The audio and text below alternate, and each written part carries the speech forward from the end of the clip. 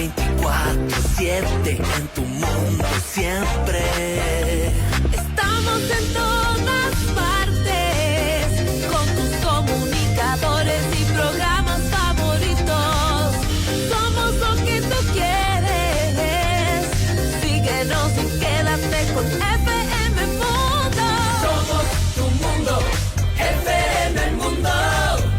Comunicación 360. Somos tu mundo, FM Mundo. En todas partes con FM Mundo. Somos tu mundo, FM Mundo. En todas partes con FM Mundo. Con el auspicio de Lotería Nacional. Programa de información apto para todo público. FM Mundo 98.1 presenta Notimundo a la carta. 60 minutos de información actualizada y entrevistas a profundidad. El mejor noticiero a la mitad de la jornada. Conducción, Gisela Bayona. Dirección de noticias, María Fernanda Zavala. Dirección general, Cristian del Alcázar Ponce.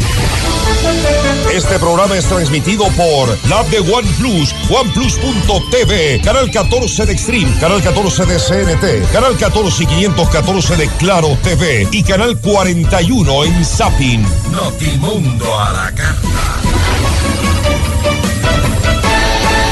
Desde los estudios más modernos del país.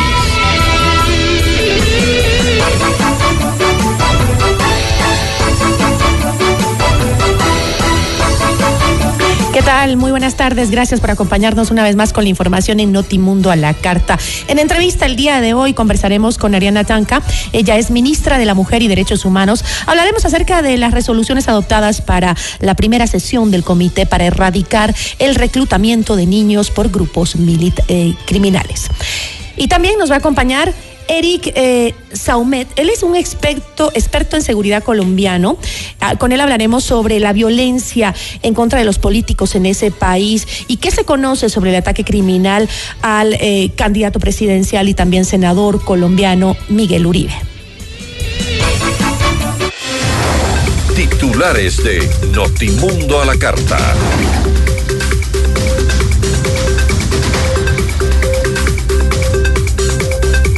La vicepresidenta María José Pinto y el ministro del Interior John Reinberg lideraron la primera sesión del comité para erradicar el reclutamiento de menores por organizaciones criminales.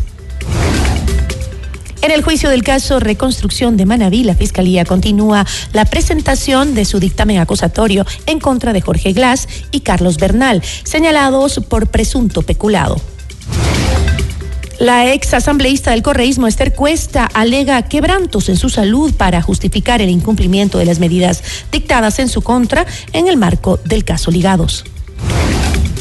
Ecuador no enfrentará apagones, ratifica la ministra de Energía Inés Manzano y garantiza 300 megavatios de generación flotante tras la renovación del contrato de la barcaza de Car Power Ship. El derrame de crudo tras la rotura del sistema de oleoducto transecuatoriano SOTE fue controlado, según Petroecuador. El transporte de petróleo permanece suspendido. El Consejo de Administración Legislativa calificó el tercer proyecto de ley remitido por el gobierno para la recuperación de áreas protegidas y promoción del desarrollo local. En lo internacional, Irán descarta detener su programa de enriquecimiento de uranio pese a los ataques de Israel. Donald Trump no niega la posibilidad de una participación de Estados Unidos en el conflicto. El Senado de Colombia aprobó la reforma laboral del presidente Gustavo Petro y pasará a la Cámara de Representantes. Y te recuerdo que llegó el nuevo portal de FM Mundo. Actualidad, noticias, entretenimiento y nuestros programas estelares en vivo y también en diferido con la tecnología de punta. Todo en un solo lugar, a un solo clic. fmmundo.com. Notimundo a la carta. Buenas tardes y bienvenidos. Notimundo a la carta, una opción para mantenerse informado. Ahora las noticias.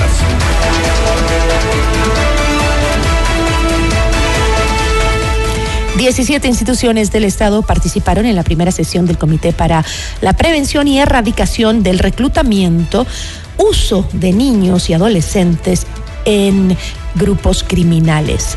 En la reunión, liderada por la vicepresidenta de la República, María José Pinto, y el ministro del Interior, José Reinberg, se aprobó la estrategia de trabajo del organismo, que deberá presentar un plan en 30 días con sesiones permanentes. Este tema es una prioridad nacional y lo es porque como ecuatorianos no podemos permitir que ni un solo niño más pierda su infancia a manos del crimen. 17 instituciones del Estado nos sentamos en una misma mesa porque no es una lucha de un solo ministerio, es un compromiso colectivo, firme y urgente. Prevenir, proteger y garantizar el futuro de nuestros niños y adolescentes, al mismo tiempo una responsabilidad ética y una apuesta por el país que todos queremos. Un país donde crecer no sea un riesgo, sino un derecho. El ministro del Interior, John Reinberg, adelantó la conformación de un subcomité que trabajará de forma permanente con todos los ministerios para que en la próxima sesión se tenga una hoja de ruta clara. Hoy hemos presentado y aprobado la estrategia para prevenir el reclutamiento de menores de edad. También hoy día hemos designado a la vicepresidenta del comité, quien es nuestra querida vicepresidenta de la República, quien con gran compromiso nos va a acompañar en todas las sesiones del comité para trabajar en conjunto en la prevención del reclutamiento de menores de edad.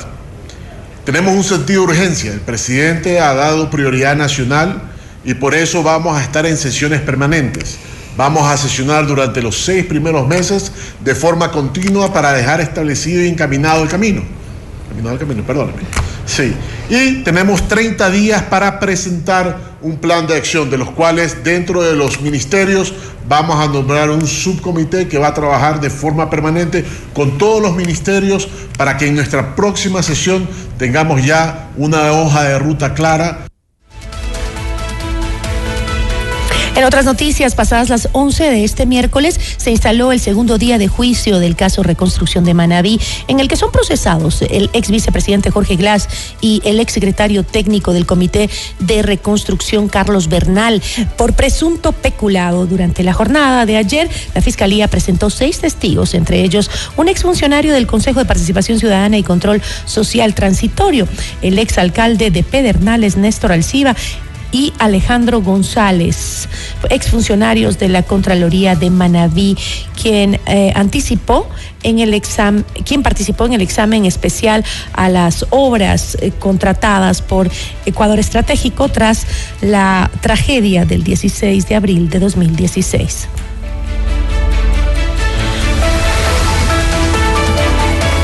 Marcela Estrella, abogada penalista y exsecretaria técnica de Transparencia y Lucha contra la Corrupción del Consejo de Participación Ciudadana y Control Social Transitorio, es importante poner la mira no solo sobre Jorge Glass, sino en Carlos Bernal, quien pese a la serie de acusaciones en su contra, busca quedar en la impunidad. El secretario del comité, que es Carlos Bernal, una figura que durante todos estos años ha estado de alguna manera cual animal rastrero escondiéndose del radar público, incluso para el escrutinio correspondiente, presentando querellas por calumnias. Fui yo una de las personas a las que él calumnió, presentó querella por calumnia supuestamente porque decía que él no había tenido participación en nada de lo que en su momento el Consejo denunció. Y la vocería que se llevó fue realmente importante por medios de comunicación, incluidos ustedes. A mí me alegra ver que estas dos personas, estas dos figuras importantes en la trama narrativa de acusación, se vean implicadas. Lo lamentable es que Carlos Bernal está fuera del país, ¿no? Entonces vemos de alguna manera esa coquetería con la impunidad y la burla sobre la imposibilidad de reivindicar la norma, efectivizando una sanción en su contra. Estrella insistió en que la Fiscalía General del Estado deberá manejar con precisión las pruebas y testigos presentados en la etapa de juicio para demostrar la participación de los procesados en una trama de peculado. Una vez que ya se termine la audiencia, existen dos posibilidades y estamos lejos de saber todavía cómo va a desarrollarse. Es muy importante que pueda explotarse bien la prueba, que la prueba sea conducente, que sea pertinente, que logren interrogar bien a sus testigos. Yo me quedé sumamente preocupada al saber que, por ejemplo, se había llamado a un testigo que había dicho ser el procurador del Consejo y había avalado las investigaciones cuando él no fue el procurador. Y yo lo digo con el mayor de los respetos. La Fiscalía tendrá que justificar, pero espero también que se ofrezca prueba con calidad, porque eso será determinante al momento de que el tribunal decida si es que son o no son culpables de estas personas. Ante los allanamientos ejecutados en el caso Narcotentáculos, el presidente del Consejo de la Judicatura, Mario Godoy, dispuso que la Dirección Nacional de Transparencia inicie procesos investigativos para determinar si los funcionarios incurrieron o no en posibles infracciones al Código de la Función Judicial. Para el ex juez de la Corte Nacional de Justicia, Walter Macías, este caso podría ser un símil del caso Purga o sería una nueva versión de la investigación por presunta delincuencia organizada, esta vez en la Corte Provincial de Manabí. Pero esto, dijo, apunta también a la ineficiencia del Consejo de la Judicatura. El caso en mención se puede hacer un símil o puede ser un nuevo caso Purga, como lo que ocurrió en la Corte Provincial de Guayas. No descartemos tampoco aquello. Pero, ¿qué es lo interesante en toda esta conversación? El hecho de que todos los problemas y todas las soluciones apuntan a que el que está fallando es el órgano de gobierno, en este caso el Consejo de la Judicatura. Buscamos respuestas a través de los UAFE, buscamos respuestas a través que el Ministerio de Gobierno quiera exponer a los jueces que liberan delincuentes, buscamos situaciones que la Fiscalía resuelva en todo momento para no ocasionar impunidad. Yo tampoco no puede ser así, porque muchos pensaron que la vara que había dejado Diana Salazar como fiscal general del Estado iba a quedar allí. Para buena suerte de la ciudadanía, el equipo de trabajo permanece y sigue haciendo, valga la redundancia, su trabajo para revelar estas estructuras de organización delictiva que han ocultado las instituciones del Estado y sobre todo la función judicial. Un criterio similar compartió el abogado constitucionalista Hernán Acevedo, quien insistió en que depurar la corrupción enquistada no será fácil, sino que debe ser el Estado el que concentre sus esfuerzos para contrarrestar los efectos de las estructuras ilícitas. La salida tiene que ir por parte del Estado, principalmente dentro de todo el aparataje estatal, con la función ejecutiva y la función legislativa, digamos, actuando con la fuerza política que se tiene en este momento para ir buscando que este órgano de administración de la justicia, primero, vaya cumpliendo con su rol institucional, ¿no? Con sus funciones constitucionales, que vaya permitiendo, por ejemplo, que la Mayor Corte Nacional se integre como corresponde, que se realicen las evaluaciones que bien lo mencionó el doctor. Si queremos en verdad, de manera seria, luchar contra el crimen organizado, el narcotráfico que tiene tomado el Estado, bueno, ir haciendo estas evaluaciones a todo nivel, ¿no? Pruebas de confianza, lo relacionado con el análisis patrimonial, fundamental, ¿cierto? Para todos los funcionarios. Por supuesto. La ex asambleísta del correísmo y procesada en el caso Ligados, Esther Cuesta, presentó un escrito en el que se incluye un certificado médico para justificar su incumplimiento a las medidas dictadas por la jueza Daniela Camacho. Cuesta, quien debería presentarse en la Corte Nacional de Justicia el pasado 13 de junio, alegó una imposibilidad para realizar un viaje a Quito debido a que su salud estaría seriamente quebrantada. De acuerdo con el certificado firmado por una cirujana italiana, la ex legisladora padece de síndrome de enfriamiento de las vías respiratorias superiores y presenta agravantes en su mandíbula, cuyo tiempo de recuperación no podría estimarse. Esto, según el escrito y sus anexos, fueron remitidos a la Fiscalía, la cual deberá pronunciarse en un plazo de 48 horas. Otro recurso pendiente para la jueza Daniela Camacho en el marco del caso Ligados es la audiencia de pedido de fianza planteada por el ex consejero de Participación Ciudadana y Control Social, Augusto Verduga. Con este recurso, el ex integrante de la Liga Azul busca una caución para suspender la orden de prisión preventiva que pesa en su contra. Esto mientras permanecen en México en calidad de refugiados. Transparencia, efectividad e innovación fueron los 3 ejes de acción de la Fiscalía General del Estado en el 2024, dijo el titular de la institución, Wilson Toainga, en el proceso de rendición de cuentas. A lo largo del año pasado, 887 agentes fiscales atendieron en las 923 sedes a escala nacional con una ejecución presupuestaria del 98%, es decir, $143 millones. Pese a esto, Toainga hizo un llamado al Consejo de la Judicatura a agilizar el nombramiento de nuevos fiscales.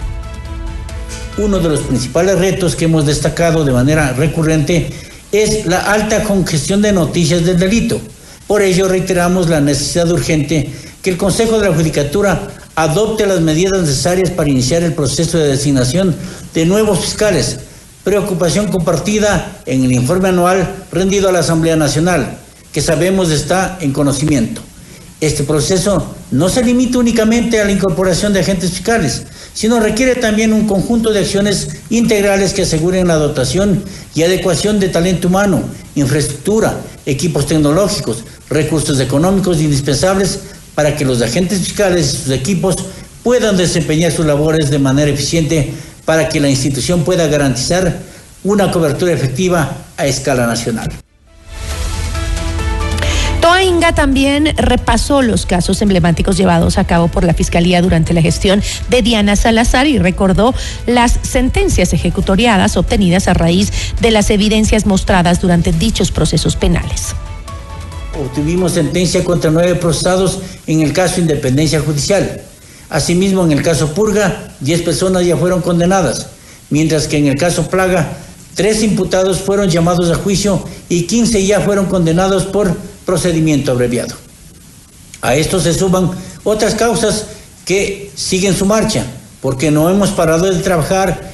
Entre estos cuentan los casos ligados, vocales, pantalla, sinohidro, celu y otros tantos.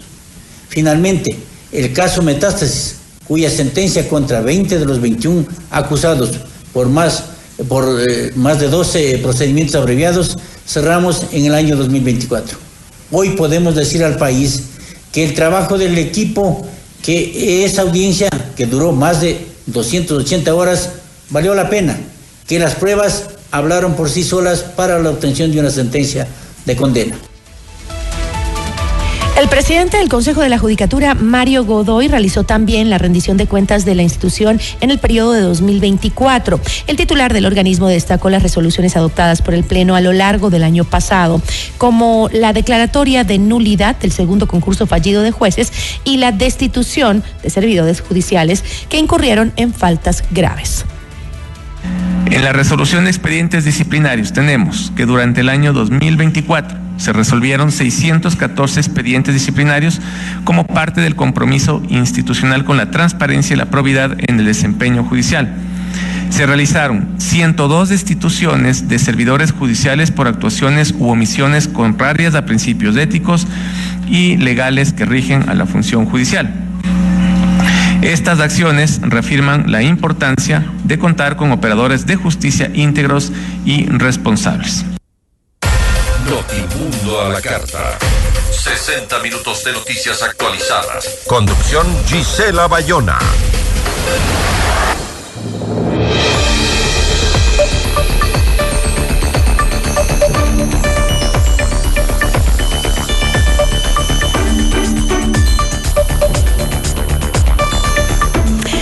El intento de asesinato contra el senador Miguel Uribe Turbay, ocurrido en Bogotá y presuntamente ejecutado por un menor de edad, ha encendido las alarmas sobre el reclutamiento de la violencia política en Colombia, lo que también hemos vivido en el Ecuador. En lo que va de 2025, más de 30 líderes han sido asesinados en medio de un clima de creciente inseguridad, polarización y desconfianza institucional en el país vecino.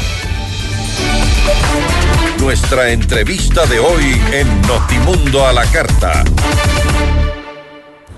Conversamos hoy con Eric Saumet, experto en seguridad y defensa de Colombia. ¿Cómo está? Muy buenas tardes, Eric. Gracias por estar con nosotros.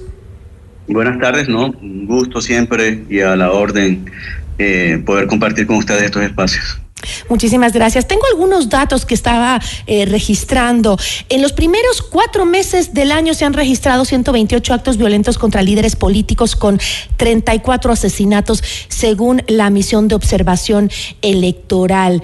¿Qué nos dice este panorama sobre el desarrollo sistemático de este fenómeno, sobre todo en el 2025? Bueno, hace parte de la degradación del conflicto interno colombiano. Recuerden ustedes que la situación de seguridad, convivencia y orden público a nivel nacional se ha venido afectando particularmente en los últimos 3 años. En un proceso que se viene decantando desde la primera administración del señor presidente Santos. Y bueno, esas son las consecuencias, ¿no? Aunado a eso, el crecimiento no solo en número de hombres, sino en la presencia territorial y por supuesto en la influencia y en las acciones de gobernanza criminal por parte de estas organizaciones criminales transnacionales, es decir, las disidencias de la FARC, las reincidencias de la FARC, el Clan del Golfo, ¿quién más? El ELN, las autodefensas campesinas, las autodefensas conquistadoras de la Sierra Nevada. Estas organizaciones, como lo mencioné hace un momento, han venido creciendo de manera exponencial y de la mano de ese crecimiento ha aumentado también su presencia a nivel territorial, particularmente en zonas rurales del país. Ellos realizan acciones de gobernanza criminal y esas acciones entran en choque con los liderazgos o los trabajos que en pro de los derechos humanos y los derechos sociales realizan defensoras, lideresas y líderes en el territorio, que son las principales víctimas en este momento del conflicto. Ahora, recientes evaluaciones han revelado que el 36% de los colombianos identifican a la inseguridad como el problema principal del país tras el atentado contra Uribe, ¿no? Y los ataques también atribuidos, justamente como usted decía, a disidencias de las FARC. ¿Cómo evalúa usted estos datos? ¿Podemos hablar entonces de un colapso en materia de seguridad para hacer política en Colombia? No, yo no creería que, independientemente de las razones que llevaron al intento de asesinato del doctor Uribe Turbay, que todavía no están claras, porque puede haber sido motivaciones políticas o de otra índole. No, personales también decían, ¿no? No, yo no creería. Yo creería que se derivan posiblemente de, valga la redundancia, la posibilidad que él tenía de en algún momento disputar la presidencia como el precandidato dentro del Partido Centro Democrático, con el discurso más moderado y con apoyos no solamente dentro de las bases de ese movimiento, sino por fuera, lo que podría eventualmente en un futuro haber significado la concreción de su aspiración. Pero independientemente de las razones, porque es la justicia la que las debe determinar, en Colombia se puede hacer política todavía. Hay que tener en cuenta algo, a diferencia de lo que sucedía hace exactamente 30 años, para 1995, las organizaciones que en ese momento eran las responsables de la alteración de la seguridad y el orden público eran organizaciones insurgentes que tenían motivaciones políticas, la FARC, el ELN, los reductos del EPL y de otra serie de organizaciones. Esas organizaciones han mutado a lo que hoy conocemos como grupos criminales transnacionales, y su única motivación es comercial y económica. Estas organizaciones están dedicadas única y exclusivamente a actividades de narcotráfico. Algunas, como el ELN y de pronto las disidencias de la FARC, tratan de disfrazarlas de reivindicaciones sociales, pero eso es completamente ajeno a la realidad. Ellas están, o su único interés es el monopolio de las actividades de narcotráfico en las zonas que depredan y en las cuales hacen presencia. Y eso ha sido percibida por la población. Díganme. Ahora, justamente lo que habías mencionado sobre cuáles son las hipótesis de este crimen, y que obviamente la justicia será quien lo esclarezca, pero había visto que se habían planteado un atentado personal, decían. La otra, también esta acción en contra del Partido Centro Democrático, o un intento de desestabilización nacional, ¿no? Lo del partido, obviamente, con su posible candidatura a la presidencia, pero desde su experiencia, como usted dijo, pues será la justicia lo que defina, pero ¿cuál parece ser más posible para usted de esas causas? Hay 3 hipótesis o 4 hipótesis que se pueden plantear de manera inmediata. La primera es la del lobo solitario, pero eso queda descartado, ¿no? Ha quedado descartado con los antecedentes que tenemos o los datos que han sido revelados por parte de la Fiscalía General. Han sido datos muy concretos, porque hay que tener en cuenta que esto es una investigación de carácter reservado, pero que indican que hay una organización detrás del crimen cometido. Entonces ahí podrían plantearse 3 hipótesis, ¿no? La primera, que puede ser las motivaciones políticas, que sea un crimen político. La otra, que es por la que yo me inclino, que podrían ser las motivaciones que llevaron a cometer esta acción en previsión de la posibilidad de que este candidato se convirtiera en presidente o que tuviese una muy buena probabilidad de llegar a ser presidente. Y esta hipótesis se plantea precisamente en los resultados de la encuesta que se reveló hoy y que trae usted a colación. El problema que más aqueja, que más preocupa a la sociedad y a la nación colombiana es la seguridad. Y bien, ¿qué movimiento, partido político reivindica como una de sus banderas poder recuperar la seguridad? Precisamente el Centro Democrático y sus aliados políticos, que son el Partido Conservador.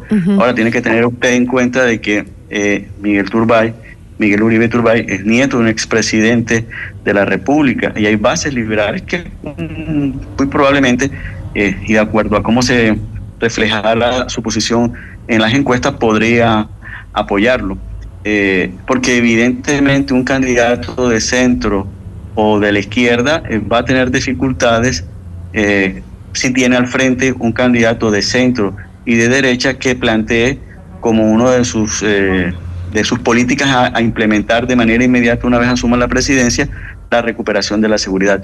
Y la recuperación de la seguridad no es nada diferente a combatir de manera directa el narcotráfico. ¿Qué quiere decir combatir el narcotráfico? Combatir estas organizaciones criminales transnacionales. ¿Por qué? Porque usted tiene que dígame.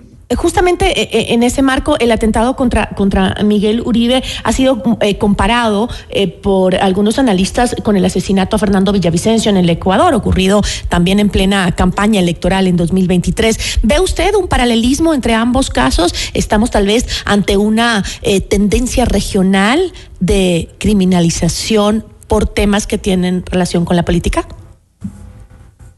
No me atrevería a decirlo, y le digo por qué, porque no conozco los resultados de la investigación del asesinato del candidato ecuatoriano, y es muy pronto para aventurarnos a afirmar cuáles fueron las razones por las cuales intentaron asesinar al doctor Uribe Turbay, porque hay otras tesis u otras hipótesis que se pueden plantear. Pero lo que sí revela lo sucedido con el candidato ecuatoriano y con el candidato colombiano es que estamos volviendo viviendo épocas creíamos que habíamos superado hace muchísimo tiempo, ¿no? Como la de los años 80. Dábamos por hecho que ejercer o realizar actos o acciones políticas no tendrían consecuencias para la seguridad o la integridad física de quien así lo hiciera. Y desafortunadamente está pasando lo contrario, ¿no? Es que independientemente de cuál haya sido la razón, si fue precisamente en previsión de que esta persona pueda llegar a tener una posibilidad de ser presidente, o por razones políticas o por otro tipo de razón, lo que sí es cierto es que hay una organización criminal detrás del atentado, y eso supone motivaciones más allá de las estrictamente personales. Aquí se tiene un objetivo o un fin. Justamente en ese objetivo, ¿no cree usted que existe una amenaza real de que estructuras criminales nacionales o extranjeras, porque también se habló de que venían desde el exterior, están buscando incidir directamente en el mapa político, ¿no? Ya sea para incrementar sus acciones delictivas? Bueno, independientemente de las razones, lo que sí podemos afirmar, o lo que sí es evidente, es que esta acción tuvo no consecuencias, pero sí una influencia directa en el panorama político y en el escenario político colombiano. ¿Por qué? Porque se da en momentos en que el mismo está muy radicalizado y el espectro político está radicalizado por posiciones extremas que ha asumido el presidente de la República. Hay que recordar que la violencia en cualquier país o nación comienza por el lenguaje, es decir, por la manera en que nos expresamos los unos a los otros, cómo nos tratamos. Y en ese sentido, porque es una verdad que no es ajena a ninguno de nosotros, el mandatario colombiano ha sido de extremo violento. Quizás ese escenario fue aprovechado por alguna de estas organizaciones o por una organización para precisamente en momentos de polarización cometer este atentado. ¿Por qué? Porque en vista de la situación podría desviarse la investigación, ¿no? Recuerde que la dirigencia política en pleno, lo primero que señaló al momento de conocerse él mismo fue que precisamente estábamos en un escenario en donde las posiciones por parte del gobierno habían sido radicalizadas y que eso no contribuía al debate democrático. Ahora, entonces, lo que más o menos estamos ya para cerrar ante una regresión real o frente a un nuevo tipo de violencia adaptada al contexto del nuevo siglo, digamos, me refiero a lo que usted comentaba antes, de que hay un resurgimiento de la violencia política al estilo de los años 80, 90, con la reaparición de sicarios y magnicidios. No es que eso es lo que no sabemos, porque esto puede ser un hecho individual. A diferencia de lo que sucedía hace 30, 35 años, donde se sucedieron varios hechos similares, varios precandidatos y candidatos fueron asesinados, así como figuras públicas, o luego hace aproximadamente 25 años, donde hubo secuestro de figuras de carácter político. Esto hasta ahora ha sido un hecho aislado. Y no sabemos, a diferencia de aquella época, quién es el autor o cuál es el posible responsable, como sí lo podíamos intuir en aquellos momentos. Incluso en el caso de la misma madre del senador ahora que sufrió el atentado, ¿no? Que fue secuestrada y asesinada. De hecho, ella fue asesinada, secuestrada y asesinada por el narcotráfico. Pero ahora no podemos señalar a un responsable, entre otras cosas porque nadie lo ha reivindicado. Entonces eso le añade más misterio al hecho como tal, ¿no? Y más preocupación también. Y más preocupación. Por eso creería yo que es aventurado decir o afirmar que hechos de similar naturaleza se van a presentar ahora.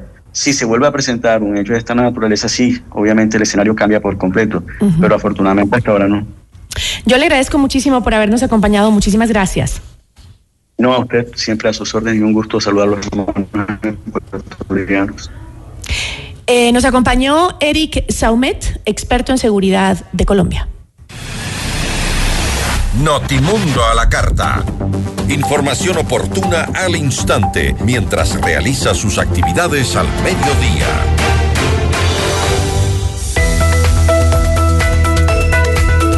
Lynk & Co, la marca de autos inteligentes y conectados, llegó al país. Diseño europeo, tecnología global y seguridad avanzada. Súmate a la revolución y a la movilidad sostenible, diferente a todo lo que conoces. Lynk & Co no es solo un auto, es una nueva actitud. Visita Lynk & Co en Quito, en las Naciones Unidas y América, y en Guayaquil, en la autopista Narcisa de Jesús, junto a la ATM. Ya volvemos con Notimundo a la carta. FM Mundo tiene nueva casa digital. Descubre nuestro portal renovado, con acceso fácil a tus programas favoritos, noticias al instante, entrevistas, música y mucho más. Explora, escucha, mira y conéctate. fmmundo.com. todo en un solo lugar. Visítanos todo el tiempo. Inicio de publicidad. Con el auspicio de Banco Guayaquil, primero tú. FM Mundo presenta Minuto Forbes con Cristian del Alcázar Ponce. Bienvenidos al Minuto Forbes. Tom Brady, 7 veces campeón del Super Bowl, se hizo un nombre en los negocios después de dejar el fútbol. Ahora apostará por los snacks veganos. Con 47 años presenta Goat Gummies, que desde ahora se consiguen exclusivamente a través de GoPuff, un sitio online de pedidos de comida. Brady es conocido por su dieta TV12, basada en plantas y con alto contenido proteico. Dentro de esa rutina prioriza los alimentos orgánicos. Encuentre la más reciente edición de Forbes Ecuador, ya disponible en Supermaxi. FM Mundo presentó Minuto Forbes con Cristian del Alcázar Ponce. Patrocinado por... ¿Todavía vas al banco? Yo también manejaba por horas para llegar, solo para ver mi saldo. Ahora lo hago desde la app Banco Guayaquil, o también pago, deposito o retiro en el banco del barrio o un cajero multifunción. En el mejor banco para ti, no se hace fila. Descarga la app y abre tu cuenta sin salir de casa. Por eso, sinceramente, somos el mejor banco para ti. En tu mundo, esta es la hora. Son las 13 horas, con 35 minutos. Seamos puntuales, FM Mundo. Viví el deporte en lo más alto, ahora mi meta es que ellos lleguen aún más lejos. Aquí no solo enseñamos a jugar, en las escuelas deportivas de Pichincha enseñamos a creer en uno mismo. Jugar con libertad, disciplina, respeto y trabajo en equipo. Expresarme sin miedo. Y el mío, llegar a las Olimpiadas. Eso es lo que aprendemos en cada entrenamiento. Escuelas deportivas de la Prefectura de Pichincha. Espacios seguros para nuestros futuros campeones. ¡Pichincha Deporte! Pichincha Invencible. Cada conquista comienza con un simple movimiento, una curva, un avance, un nuevo camino. Con la potencia, tecnología y diseño de un Kia Sportage, cada kilómetro es una oportunidad de alcanzar lo que te propones. Conquista todo lo que viene con Kia. Kia. Movement that inspires. ¿Buscas electrodomésticos con diseño, calidad y garantía? Challenger, la marca de electrodomésticos que transforma el corazón de tu hogar.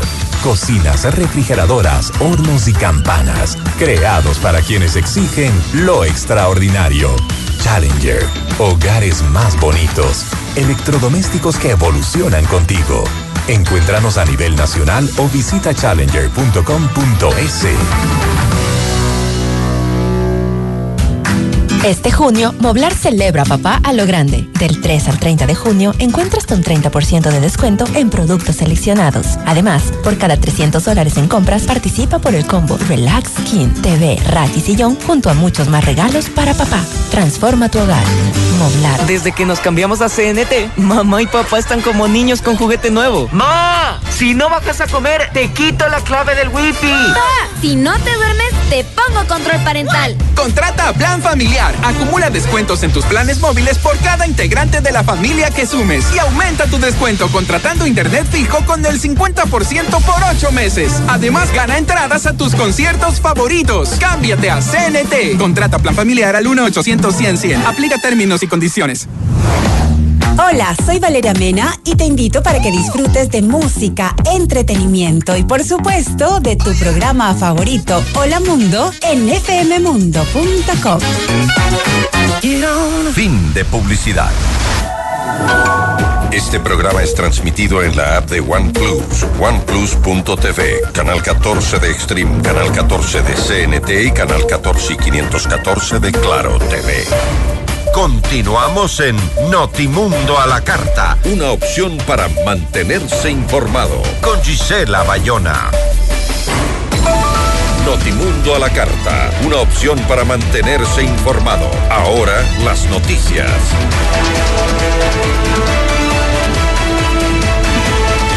La ministra de Energía y Minas, Inés Manzano, reiteró que Ecuador no enfrentará apagones en los próximos meses. De acuerdo con la ministra, el gobierno busca comprar y rentar energía, así como restaurar el parque térmico hidroeléctrico para suplir la demanda nacional. Manzano informó que uno de los contratos de las barcazas que venció el pasado 16 de junio fue renovado. Con esto, el país tendría garantizados 300 megavatios de generación flotante. 403 megavatios son de todo lo que se llama recuperación. Sí, más que mantenimiento es que recuperas. Ya motores que estaban mal y entonces no les has dado la atención, los tenían años hacia un lado. Entonces, por ejemplo, de eso vamos a recuperar 403. Ya se han recuperado 87 megavatios. Luego tenemos también Termogas Machala, que estaba también hacia un ladito, lo habían puesto en una bodeguita, pero ya están haciendo las inspecciones de los motores, esos son 75 megavatios adicionales.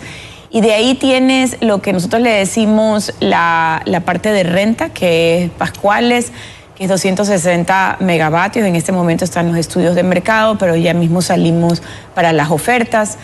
Y tienes también todo lo que era la parte de emergencia, que son 200 y pico. De esos tenemos un poco de atraso, pero entran en diciembre. Eso hace el componente de los 900 y pico de megavatios para este año. Con el plan Estiaje 2025, el gobierno estima incorporar más de 970 megavatios mientras continúa con inconvenientes con la empresa Progen, encargada de instalar motores de generación en Salitral y Quevedo con una capacidad de 150 megavatios. Desde la Asamblea Nacional, ADN y el correísmo se disputan la fiscalización de los contratos con la firma cuestionada. La Comisión de Garantías Constitucionales pidió liderar este proceso, mientras que el Consejo de Administración Legislativa CAL resolvió que la identificación de irregularidades en las licitaciones con Progen estará a cargo de la Comisión de Transparencia. Así lo informó la presidenta de la Mesa Legislativa, Diana Jacome. La Comisión de Garantías Constitucionales no puede tratar este tema. Aquí tiene que prevalecer lo que establece la norma, el artículo 26 de la Ley Orgánica de la Función Legislativa. En ese sentido, exhortamos a respetar la norma, a respetar la prevalencia en el conocimiento de procesos de fiscalización, y también haremos un cronograma para comparecencia de autoridades y daremos el informe que corresponda conforme a la Ley Orgánica de la Función Legislativa. El derrame de crudo ocasionado por la rotura del sistema de oleoducto transecuatoriano SOTE fue controlado, según informó Petroecuador este miércoles. La estatal detalló que los equipos especializados permanecen desplegados en el sector El Reventador, en la provincia de Sucumbíos, realizando labores de limpieza y reparación. Además, continúan los trabajos de construcción del nuevo trazado de la tubería para así reanudar el transporte de petróleo, que de momento permanece suspendido. En otras noticias, el Consejo de Administración Legislativa calificó a trámite el tercer proyecto de ley económica urgente para recuperar las áreas protegidas y promoción del desarrollo local, remitido por el presidente Daniel Noboa el pasado sábado. La aprobación de la moción presentada por la asambleísta Michelle Mancheno obtuvo respaldo unánime y contempla que sea la Comisión de Desarrollo Económico la que realice el análisis de la normativa. 7 días después de la publicación de la Ley de Solidaridad Nacional, la normativa enfrenta una acción de inconstitucionalidad. El recurso fue presentado por Gabriela Salvador el pasado 13 de junio y señalada en la ley por vulnerar principios de la unidad de materia y la supremacía de la Carta Magna. El proyecto, considerado por el gobierno como una herramienta para atacar las economías criminales, fue asignado al despacho de la jueza Teresa Núquez para tramitar la causa y determinar si la normativa se ajusta a la Constitución. Con la acción, Salvador busca que la ley sea expulsada del ordenamiento jurídico. Y una de las propuestas que tramita la Asamblea Nacional es una reforma al Código Monetario y Financiero. En esta se plantea que el gerente general del Banco Central del Ecuador sea designado por el presidente de la República en lugar de la Junta Política y de Regulación Monetaria. La normativa, tramitada en la Comisión de Desarrollo Económico, no precisa el tiempo por el que asumiría funciones la autoridad nombrada por el Ejecutivo, mientras que la actual legislación señala que la duración en el cargo será 4 años, renovables por una sola vez. Estas modificaciones fueron incluidas en el informe para primer debate que será conocido por el Pleno de la Asamblea. En otros temas, el Consejo Metropolitano de Quito aprobó una resolución para exhortar al gobierno a implementar una estrategia específica y permanente de seguridad en la capital. En Notimundo al Día, la concejal Estefanía Grunauer, presidenta de la Comisión de Seguridad, resaltó la importancia del pronunciamiento del Consejo en el marco del incremento de la delincuencia y las muertes violentas en la ciudad. Bueno, nosotros en esta resolución pedimos 30 días para que ya nos den un plan estructural de lo que se va a trabajar en Quito. Vi el día de ayer, como le comenté, ya hubo un primer acercamiento con el comandante del Distrito Metropolitano de Quito, quien recién está también 15 días. Eso también ha sido un poco medio el problema que hemos tenido en estos 2 años que vamos de la concejalía y de la alcaldía. Hemos tenido 4 comandantes del Distrito Metropolitano de Quito. Esperamos que ya se quede un comandante y que podamos tener ya un plan estratégico. Ojo que la policía sí está trabajando, que con los militares estamos haciendo el tema de los CAMEX, de los explosivos y municiones. Entonces sí se está trabajando, pero creo que ahora tenemos que darle más importancia porque no podemos lastimosamente llegar a lo que está nuestras ciudades vecinas, a quien mandamos un saludo a todas las personas que están viviendo en la inseguridad. 3 personas vinculadas a organizaciones criminales, entre ellas un presunto integrante del Tren de Aragua, fueron detenidos durante un operativo ejecutado en el Cantón Playas, en la provincia del Guayas. De acuerdo con las autoridades, el sospechoso porta un tatuaje con la simbología del grupo criminal internacional. Y un integrante de la organización criminal Mafia R fue detenido en la colonia Velasco Ibarra, provincia de Santo Domingo de los Áchilas. En el operativo ejecutado por la Policía Nacional se allanó un inmueble utilizado para almacenar armas de fuego y planificar actos delictivos, según las autoridades. En poder del sospechoso se encontraron 2 revólveres, una carabina, una subametralladora, alimentadoras y municiones. Ya volvemos con Notimundo a la carta. Nos renovamos para ti. FM Mundo presenta su nuevo portal digital. Más dinámico, más rápido y más completo. Accede a todas las secciones en un solo sitio. Noticias actualizadas todo el tiempo. Programas en vivo y bajo demanda. Reportajes exclusivos, entrevistas y nuestro audio y video de alta calidad. Porque evolucionamos contigo. fmmundo.com. Todo en un solo lugar. Inicio de publicidad. En tu mundo, esta es la hora. Son las 13 horas, con 47 minutos. Seamos puntuales, FM Mundo. ¿Estás buscando el sitio perfecto para tu oficina? Lo tenemos para ti. La Gruta en Puembo tiene el ambiente ideal para tu entorno de trabajo. Tus días de oficina serán totalmente placenteros. Rodeados de áreas verdes, una variada plaza gastronómica y locales comerciales en el sector de mayor proyección inmobiliaria. Aprovecha su ubicación estratégica, parqueaderos, seguridad 24/7 y una vista espectacular. No lo postergues más. Adquiere tu oficina ahora en La Gruta. Escríbenos en Instagram a La Gruta Puembo o al 098-571-4837. Gracias a Londoño Arquitectos, Edeconsa y Gerencia de Promonsa. ¿Tablas con Vingazo? Volvió Vingazo. Ahora con 3 tablas por $1. Un carro por semana y muchos premios más. 1, 2, 3, ¡cantemos Vingazo! El bingo Familiar del Ecuador, todos los sábados a las 7 de la noche. Lotería Nacional, Junta de Beneficencia. ¿Crees que las leyes laborales solo favorecen a los trabajadores? Como expertos en derecho laboral te demostramos que no es así. En Laborlex, asesores empresariales, tenemos más de 17 años de experiencia. Contamos con un equipo de expertos litigantes encabezado por nuestra CEO, la doctora Vanessa Velázquez, ofreciendo un servicio especializado en la prevención de sanciones para compañías y fundaciones. Confía en expertos, confía en Laborlex. Contáctanos y asegura tu tranquilidad laboral al 098-3299-671. En redes sociales encuéntranos como laborlex.es.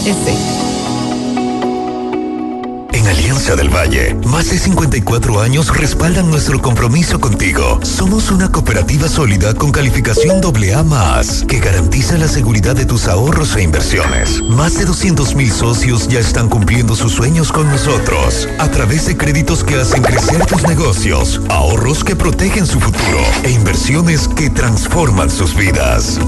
Alianza del Valle. Tu cooperativa amiga. Lo que te inspira, entretiene y acompaña. Todo en un solo lugar. Soy Paola Vintimilla y nos vemos en fmmundo.com.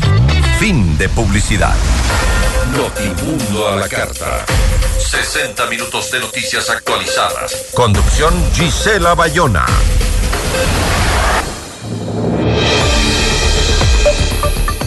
El gobierno ha creado un comité interinstitucional para prevenir y erradicar el reclutamiento de niños, niñas y adolescentes por parte de grupos criminales, una práctica que crece en paralelo a la crisis de violencia que vive el Ecuador.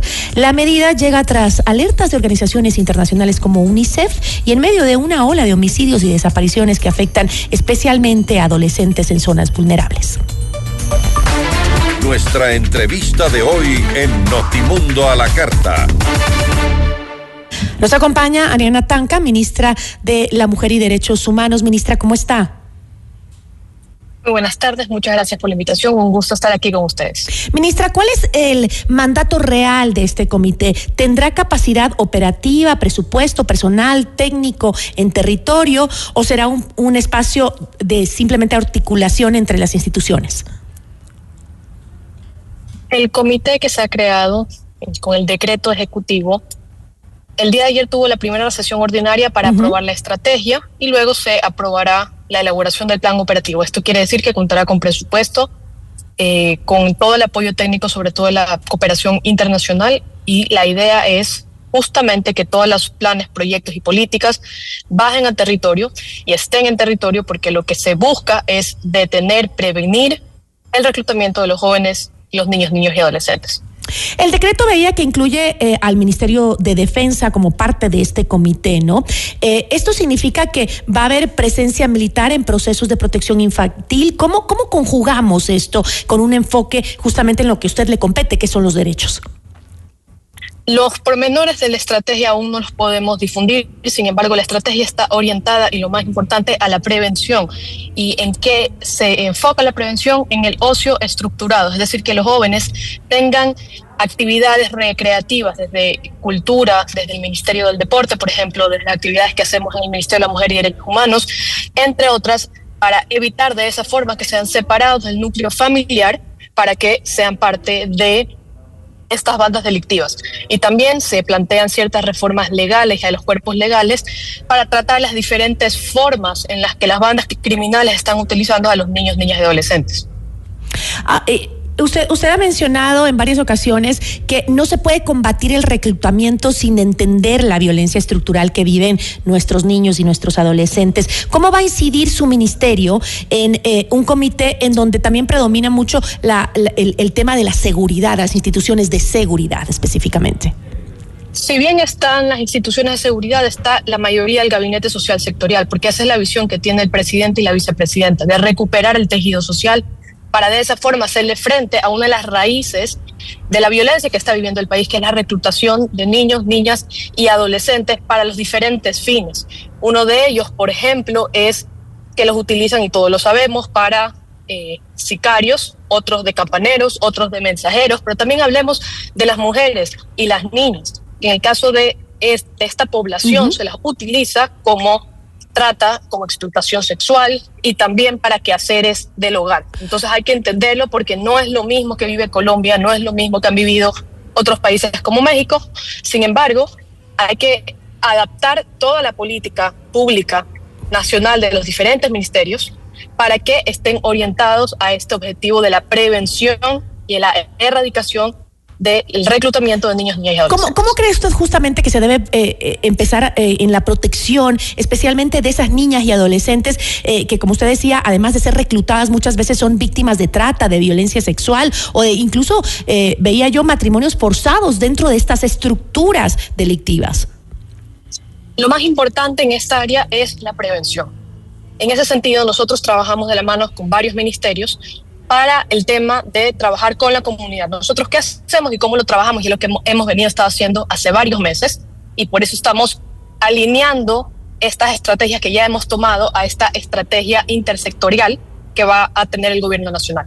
Entonces, lo que hace el Ministerio de la Mujer y Derechos Humanos en primer lugar es tejer los lazos de confianza con la comunidad, con lideresas barriales que nos permitan llegar a los hogares, que nos permitan llevar prevención. ¿Y qué me refiero con prevención? Es que las niñas, los adolescentes sepan identificar cuando están en una situación de vulnerabilidad, a quienes pueden acudir, y esto a su vez acompañado de ocio estructurado, de actividades lúdicas que a los niños les permita tener, digamos, el tiempo bien utilizado, pero además que sepan cuáles son los desafíos, lo negativo de ser parte de estas bandas criminales, que en la mayoría de las veces, si no es en el 80% de los casos, son una sentencia de muerte, y que puedan ver cuáles son los diferentes servicios del Estado, las diferentes oportunidades. Por eso es muy importante la activación intersectorial con el resto de ministerios a través de la cultura, el deporte y las diferentes oportunidades y aspiraciones que existen en el país, además del crimen organizado, porque lamentablemente, Gisela, el crimen organizado no solo opera,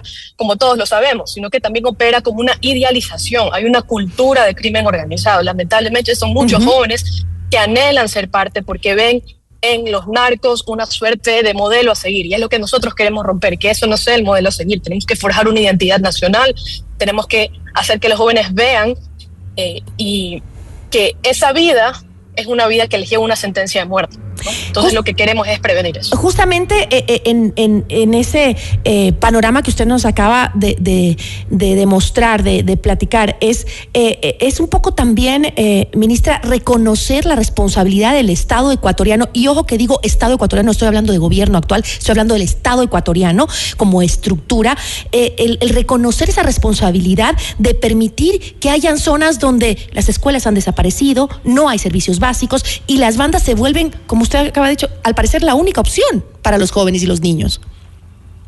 Y por eso es muy importante tomar este tema, y es lo que se está haciendo en este momento, estudiarlo como Ecuador, no estudiarlo como el caso de México, no estudiarlo como Perú, porque existen muchas particularidades y una estructura dinámica, es decir, no es que hay un modelo establecido sobre cómo se reclutan y bajo qué condiciones. Entonces, lo positivo de este comité, lo que nos va a permitir empezar a hacerle frente a este problema desde la raíz, protegiendo la niñez y la dignidad de los jóvenes y de los niños, es justamente ese diagnóstico para ir identificando temas muy claves que a la vez se pueden atar a los planes y proyectos de prevención. Por ejemplo, varios de estos reclutamientos se hacen a través de redes sociales como videos de TikTok, ¿no?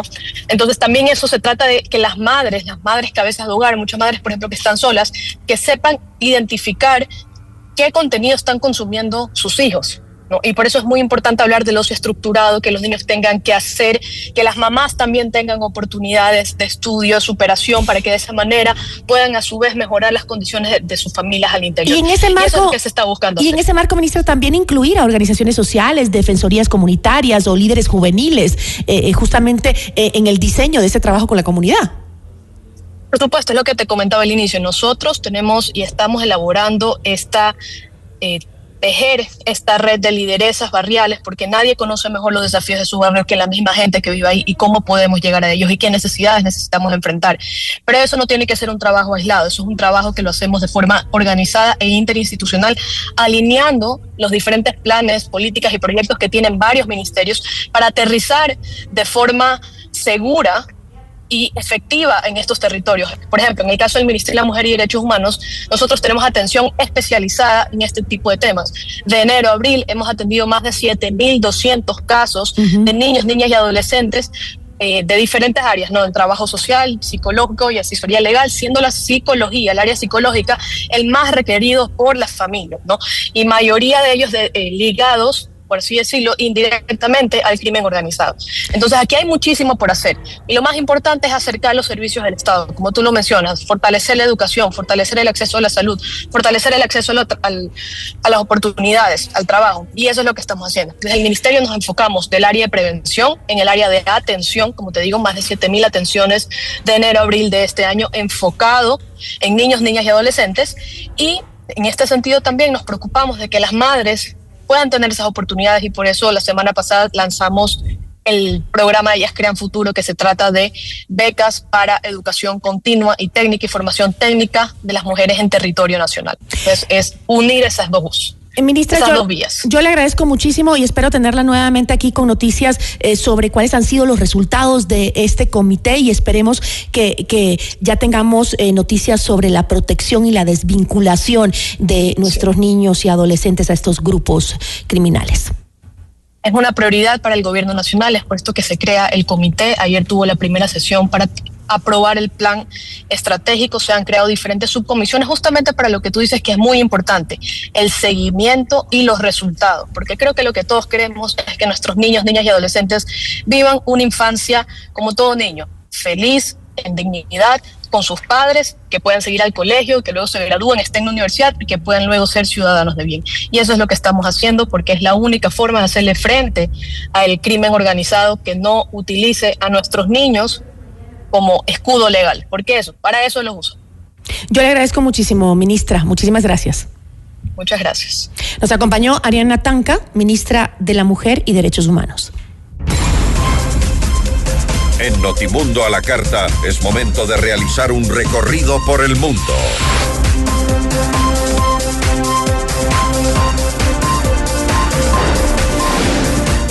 Listos para revisar la información del mundo con Esteban Cislema a esta hora. Esteban, ¿cómo estás? Buenas tardes.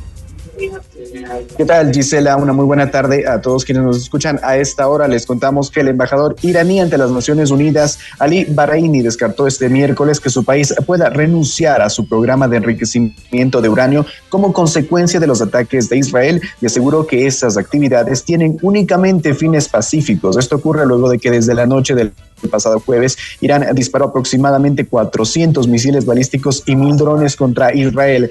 De esos misiles disparados, aproximadamente 20 balísticos impactaron en zonas civiles y causaron el fallecimiento de 24 personas. Por su parte, el ministro israelí de Defensa, Israel Katz, informó que aviones de su ejército destruyeron la sede de seguridad interna del régimen iraní, al que calificó como el principal brazo represivo de la dictadura. Katz agregó que Israel seguirá dañando los símbolos del poder y atacando al régimen. También les contamos que el presidente de Estados Unidos, Donald Trump, dejó este miércoles abierta la posibilidad de un ataque militar contra Irán y aseguró que nadie sabe cuál será finalmente su decisión.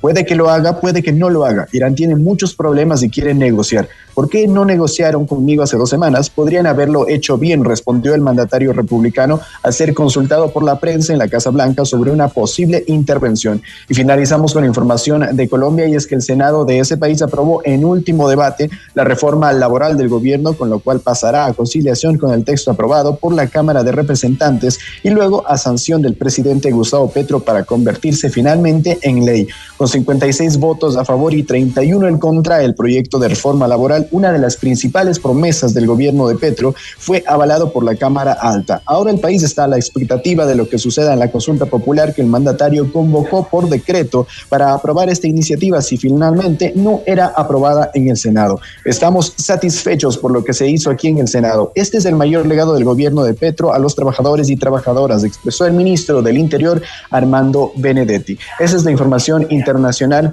que les tenemos a esta hora. Gisela, una muy buena tarde. Igual para ti, Esteban, muchísimas gracias por la información y una buena tarde. Así nos despedimos. Gracias a ustedes también por habernos acompañado y por su amable sintonía. Quédese con FM Mundo, que siempre estará bien informado con nosotros. Una buena tarde. Gracias por su sintonía. sintonía esta tarde. FM Mundo 98.1 presentó Notimundo a la carta. 60 minutos de noticias actualizadas y entrevistas. El mejor noticiero a la mitad de la jornada. Conducción Gisela Bayona. Ingeniería de sonido Darío Gutiérrez. Dirección de arte Laili Quinteros. Redacción y redes sociales José Martín Muñoz y Esteban Cislema. Emisión FM Mundo Live Leonardo Vázquez. Dirección de noticias María Fernanda Zavala. Dirección general Cristian del Alcázar Ponce. Notimundo a la carta. Con el auspicio de Lotería Nacional. Llegó el nuevo portal de FM Mundo.